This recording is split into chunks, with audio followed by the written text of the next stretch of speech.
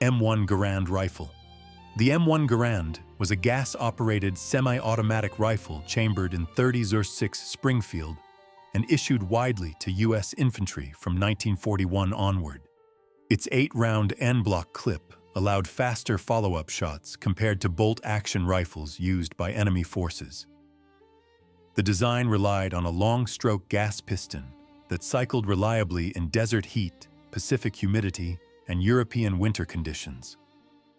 Troops equipped with the Garand could maintain suppressive fire more easily, which shaped infantry tactics during operations in North Africa, Normandy, and the advance into Germany. In the Pacific, the rifle's faster rate of fire proved valuable in close-range engagements against fortified Japanese positions. Its rugged construction also allowed it to withstand rough handling during amphibious assaults and prolonged field use. The Garand became a symbol of U.S. industrial capability, delivering consistent battlefield performance across multiple theaters. The rifle's success demonstrated the importance of small arms modernization, setting the stage for further improvements in infantry mobility and firepower. Jeep Willys MB. The Jeep Willys MB was a lightweight 4x4 utility vehicle designed for rapid deployment and multi-purpose use across global fronts. Powered by the reliable Go Devil engine, it delivered dependable performance in deserts, jungles, and European countryside. Its short wheelbase and four-wheel drive allowed troops to traverse mud, rocky ground, and narrow trails that larger vehicles could not manage. Commanders used the Jeep for reconnaissance, liaison duties, and frontline movement during operations in North Africa and the Italian campaign. In the Pacific, its mobility supported island operations where infrastructure was limited, enabling quick relocation of personnel and equipment. The Jeep also carried radios, stretchers, and light weapons, adapting to the needs of infantry and support units. Its standardized parts and simple construction made field repairs efficient, sustaining high availability throughout prolonged campaigns. Higgins Boat, LCVP. The Higgins Boat, or LCVP, was a shallow draft landing craft designed to transport infantry and small vehicles directly onto contested shorelines. Constructed mainly from plywood, it used a wide hull and powered screw propeller to approach beaches at low tide. The front ramp allowed troops to exit quickly, reducing congestion during the initial assault phase. LCVPs were deployed extensively during operations in the Pacific, where coral reefs and narrow channels challenged conventional landing methods. Their maneuverability helped Marines and Army units move ashore during campaigns in Guadalcanal, Tarawa, and the Philippines. In Europe, the craft formed the backbone of the Normandy landing force, delivering assault waves across choppy surf onto Omaha and Utah beaches. The design supported continuous resupply during the later stages of each operation, maintaining the flow of equipment and reinforcements as the beachheads expanded.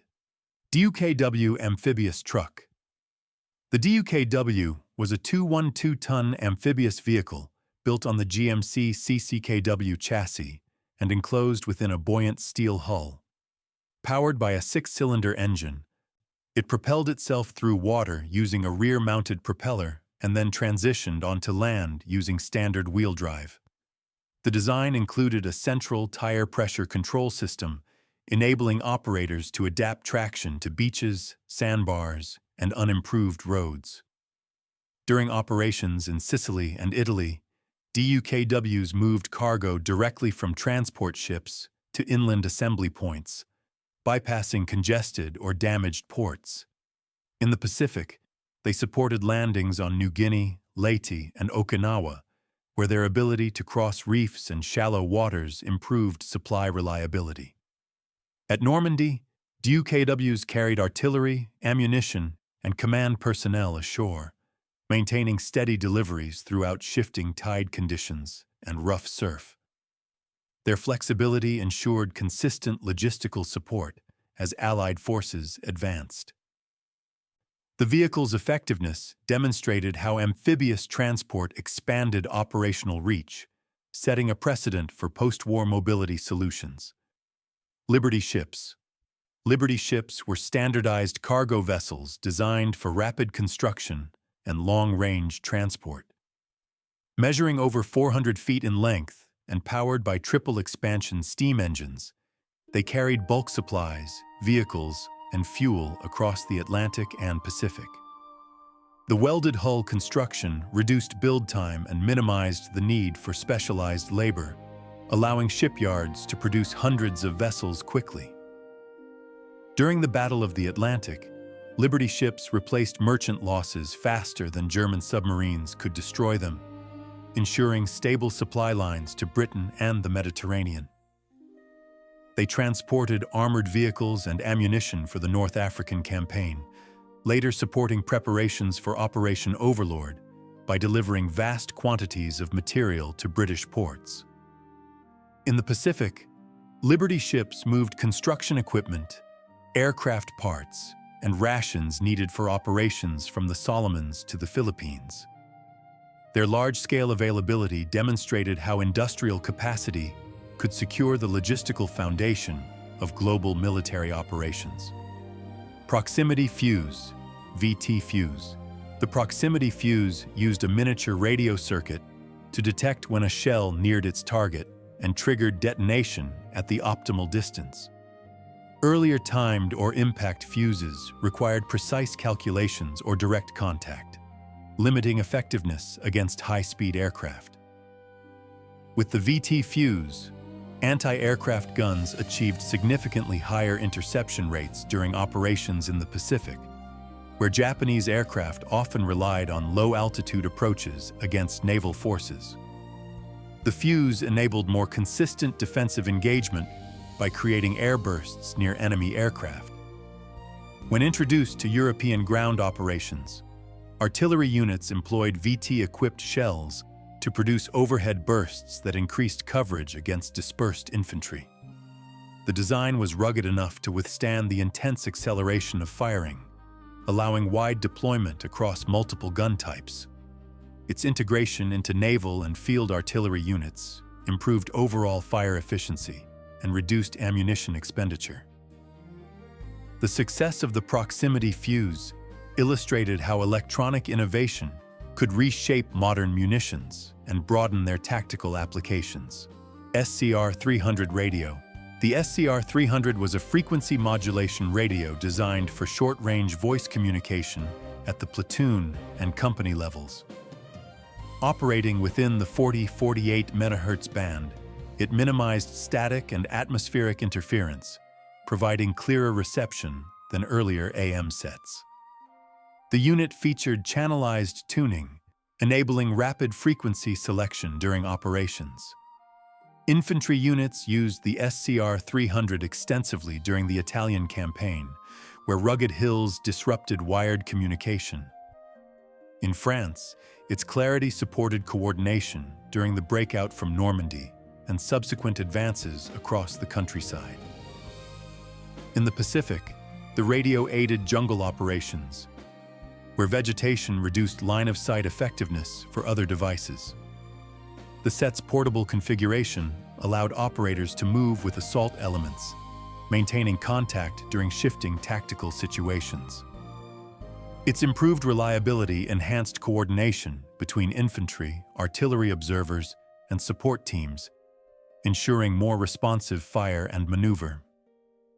The radio's effectiveness demonstrated how portable communication systems could expand tactical flexibility in diverse combat environments.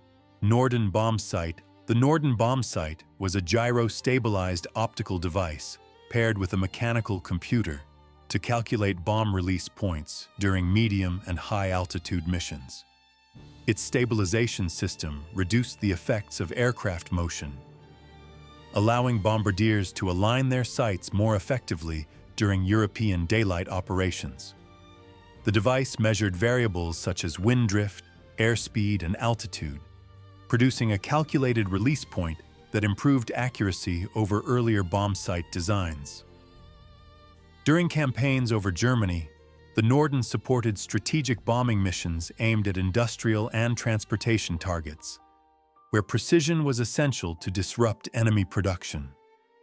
In the Pacific, it was used aboard long-range bombers conducting operations across wide expanses of open ocean toward Japanese-held territory.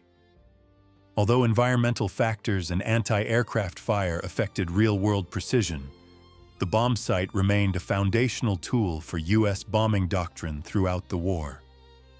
Its development demonstrated how mechanical computation and optical engineering could enhance the effectiveness of strategic air operations. P-51 Mustang. The P-51 Mustang combined advanced aerodynamics with the Rolls-Royce Merlin engine to deliver high performance at medium and high altitudes. Its long operational range, supported by external fuel tanks, enabled escort missions across Germany during strategic bombing operations.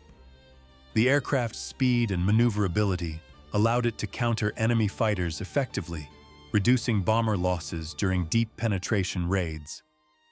Mustangs also conducted ground attack missions, targeting rail lines, airfields, and military convoys to disrupt German mobility and supply routes. In the Pacific, the P-51 served in long-distance operations over China and the Philippines, where its range supported extended escort and reconnaissance roles. The fighter's versatility demonstrated the importance of pairing aerodynamic design with engine efficiency to achieve consistent combat effectiveness. Its success reinforced the value of long-range fighter support in maintaining air superiority throughout major air campaigns.